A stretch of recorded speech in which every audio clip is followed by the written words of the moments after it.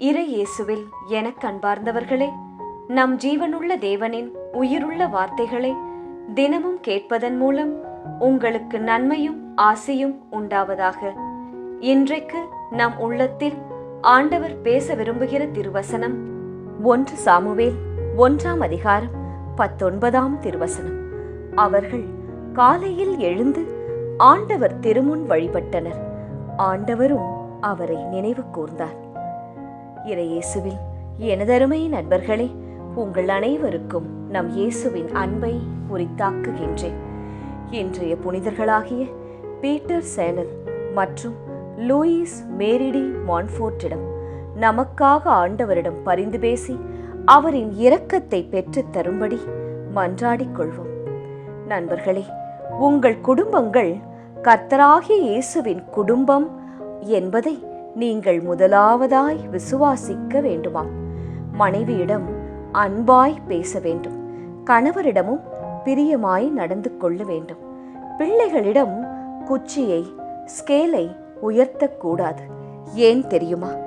இந்த அன்பு அது மட்டும்தான் உங்கள் குடும்பத்தை கட்டி எழுப்பும். அன்புதான் உங்கள் குடும்பத்தை மேலே உயர்த்தும்.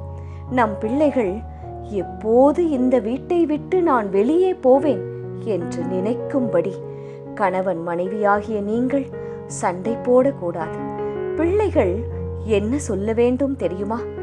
எப்படி நான் என் பெற்றோர் வீட்டை விட்டு என் தாய் தகப்பனை விட்டு போவேன் என்று சொல்லும்படியான வாழ்க்கையை நாம் வாழ வேண்டுமா?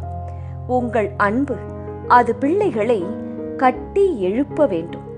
பல பெற்றோர் இன்றைய நாட்களில் இந்த அன்பை மனதில் கொள்ளாததால்தான் குடும்பங்கள் கட்டாமல் நிற்கின்றது.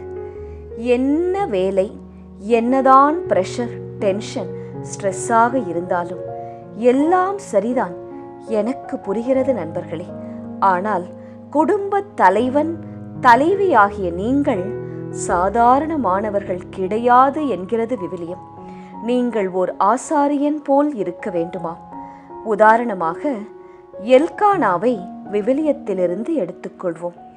எல்கானாவை போல் நீங்கள் உங்கள் ஃபேமிலிக்கு ஆண்டவரிடம் அன்னை மரியிடமும் உத்தரவாதம் கொடுத்து முதல் தலைக்கல்லை எடுத்து வைக்க வேண்டும். அது உங்கள் கடமை நண்பர்களே. இந்த எல்கானா வேறு என்னென்ன செய்தார் தெரியுமா? எல்கானாவும் அவருடைய குடும்பமும் சீலோவில் ஆராதித்தனர் என்று வசனம் இருக்கிறது. ஒவ்வொரு ஆண்டும் எல்கானா சீலோவுக்கு போவாராம். அங்கு குடும்பமாய் சர்வ வல்லமையுள்ள கர்த்தரை தொழுது கொள்வார்களாம். அங்கு கர்த்தருக்கு பலிகளும் செலுத்துவார்களாம். எல்கானா தன் மனைவியாகிய அன்னாளை மிகவும் நேசித்து வாழ்ந்தார். அதனால் தனக்கு பிள்ளை இல்லை என்னும் குறையை கூட அன்னாளால் நினைக்காமல் வாழ முடிந்தது. ஒவ்வொரு முறை அன்னாள் பிள்ளையில்லை என்று அழும்போது எல்கானா, ஏன் அழுகிறாய்? ஏன் உண்ணாமல் இருக்கின்றாய்? ஏன் துக்கமுகமாய் இருக்கின்றாய்? நீ என்னுடையவள் அன்னாள். நான் உனது கணவன். 10 மகன்களை விட நான் உனக்கு மேலானவன் என்பதை நீ சிந்திக்க கூடாதா என்று அன்னாளை அழகாய் தேற்றுவாராம் எல்கானா. அன்னாளும் ஆண்டவரிடம் அனுதினமும் வேண்டுதல் செய்தாளாம். அதனால் அவர்களின் குடும்பத்தை தேவன் ஆசிர்வதித்தார், சாமுவேலை கொடுத்தார். இதே போல் நம் குடும்பத்திலும் அன்பும் ஜெபமும் சமாதானமும் இருந்தால் நிச்சயம் நம் குடும்பமும் கட்டி எழுப்பப்படும், ஆசிர்வதிக்கப்படும். இன்று சற்றே சிந்தித்து பாருங்கள். உங்கள் குடும்பத்தின் நிலை என்ன? அதை எப்படி ஆண்டவரிடம் கொண்டு வருவது என்பதை பற்றி ஜெபிக்கலாமா? இயேசுவே, எல்கானாவின் குடும்பம் காலையில் எழுந்து உமது திருமுன் வழிபட்டது போல நாங்களும் தொழுது கொள்ள நினைவூட்டும். எங்களையும் எங்கள் ஜெபத்தையும் காண்கின்ற தேவன் நீர். எங்களை நினைவு கூர்ந்து வழிநடத்தும். ஆமேன். இயேசு கிறிஸ்துவின் பெரிதான நாமத்தின் நிமித்தம் ஜெபிக்கிறோம். ஆமேன்.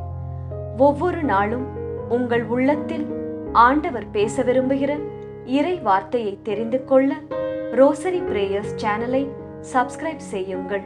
மேலும் உங்கள் நண்பர்கள் மற்றும் உறவினர்களுடன் ஷேர் செய்யுங்கள். நன்றி.